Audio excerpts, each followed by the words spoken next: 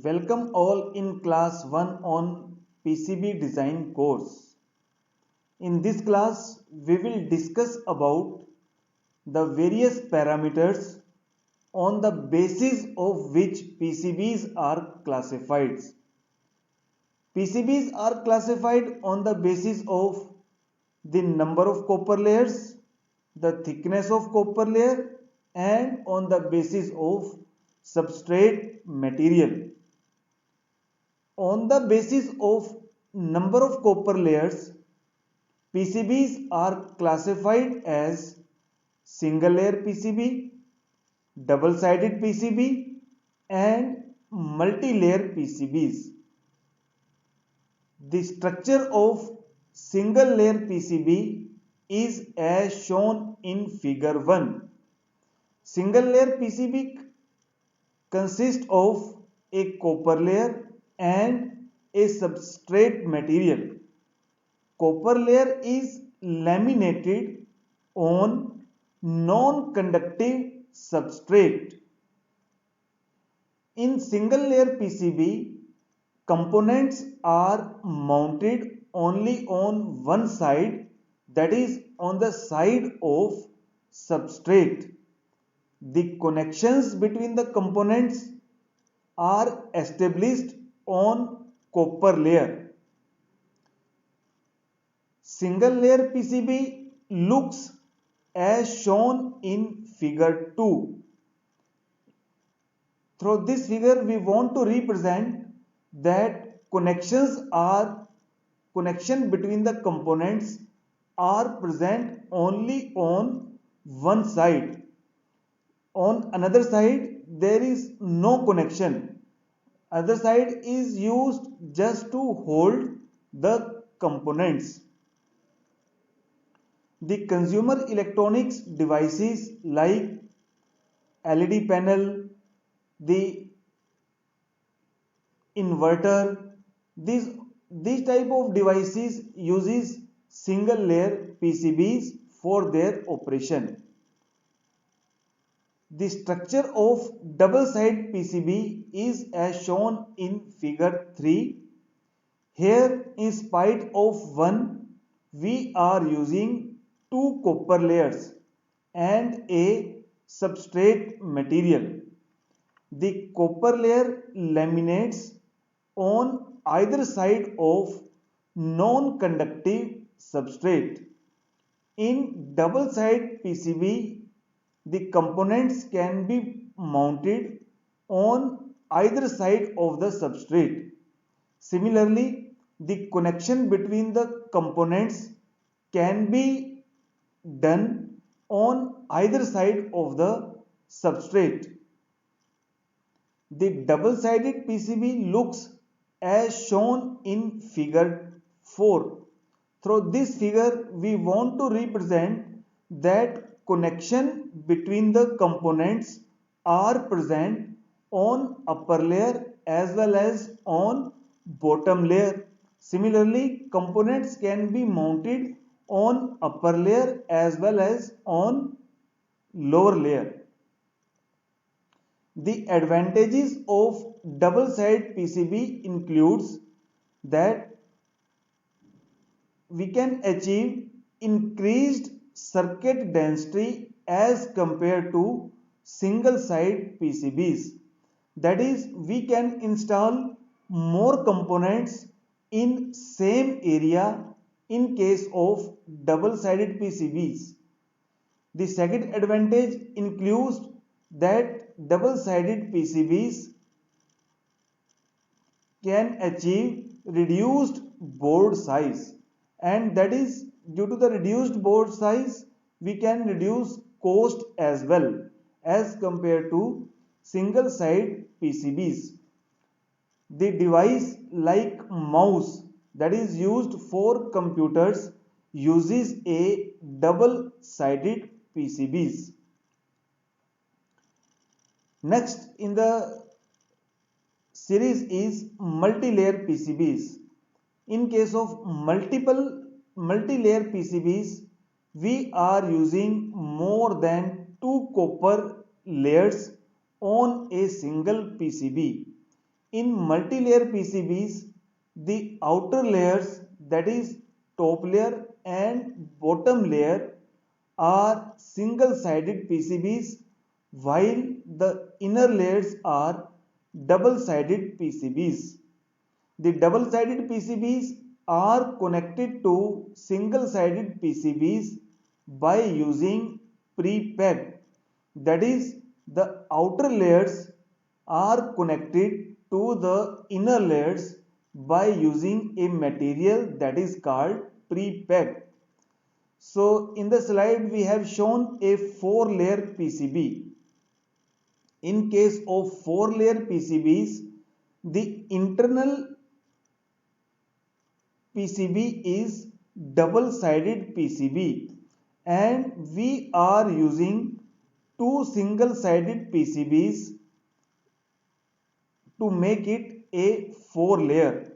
The single-sided PCBs are connected to double-sided PCB by using a material that is called pre-packed.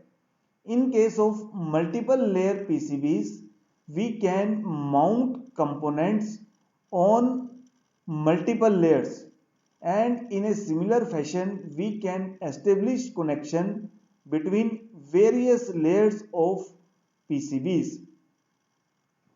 A multiple layer PCB looks like as shown in figure 5. Here components are installed on various layers. Similarly, there can be connections on various layers of PCBs. The components on one layer are connected to the components on another layer by using holes or by using vias. The through hole connects all the layers of a PCB. The buried via is used to connect the internal layers of PCBs, while blind via is used to connect outer layers with the internal layers of PCBs. One of the most prominent and lauded benefit of using multi-layer PCBs lies in their small size and highest component density as compared to single and double-sided PCBs. Most of the smart devices like mobile phone, laptop, smart cameras, or devices used in automation industries use multi-layers PCBs. The next parameter on the basis of which PCBs are classified is the copper thickness used by PCBs. The most common unit to measure copper thickness on a PCB board is ounce, which is the unit of weight, and 1 ounce is equal to 28.35 grams. The resulting thickness is the thickness of layer obtained by spreading the copper evenly over a 1 square foot area. When 1 ounce of copper, that is 28.35 grams of copper, is spread evenly over a 1 square foot area, the obtained thickness of copper layer is 1.37 mils. So we can say that 1 ounce is equal to 1.37 mils. So this is how we relate the weight of copper with the thickness of the copper. 1 mil is measurement that equal 1/1000th of an inch, and 1 mil also equal 0.0254 millimeter. So the standard copper thickness is roughly from 1.4 millimeter to 2.8 millimeter. When we increase the weight, that is when weight is 2 ounce, the resultant thickness of copper layer is multiplied by 2 times. When we increase the weight by 3 times, that is the weight is 3 ounce, the resulting copper thickness increases by 3 times, that is 1.37 multiplied by 3 mils.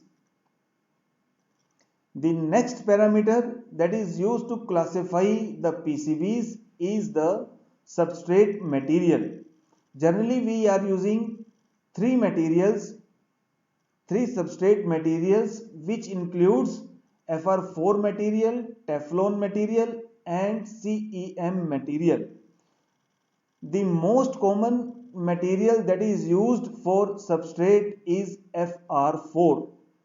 Here FR4 is not actually the name of the material. Here FR stands for flame resistant, and the FR is not actually a material, but it is a grade designated by NEMA. That is, NEMA is an authority, and the name of the authority is National Electrical Manufacturers Association. So FR4 basically is a standard that is awarded by NEMA. Actually it is not a material. So FR4 offers the following advantage as well as disadvantages. Its advantages are that it offers good electrical isolation between conductive parts. It offers high strength to weight ratio. It is moisture resistance, and it can operate up to 130 degrees centigrade. The limitation of FR4 material is that it is not suitable for high frequency operation. The next in the series is Teflon substrate material. Teflon is a brand name for synthetic chemical called polytetrafluoroethylene. This material is widely used in high frequency PCB manufacturing. That is, the PCBs that are used for high frequency operations, that is in gigahertz range. The next material is CEM. CEM stands for composite epoxy material. Like FR4, again CEM is the standard which is awarded by NEMA. FR4 is already a low cost option, but CEM costs even less.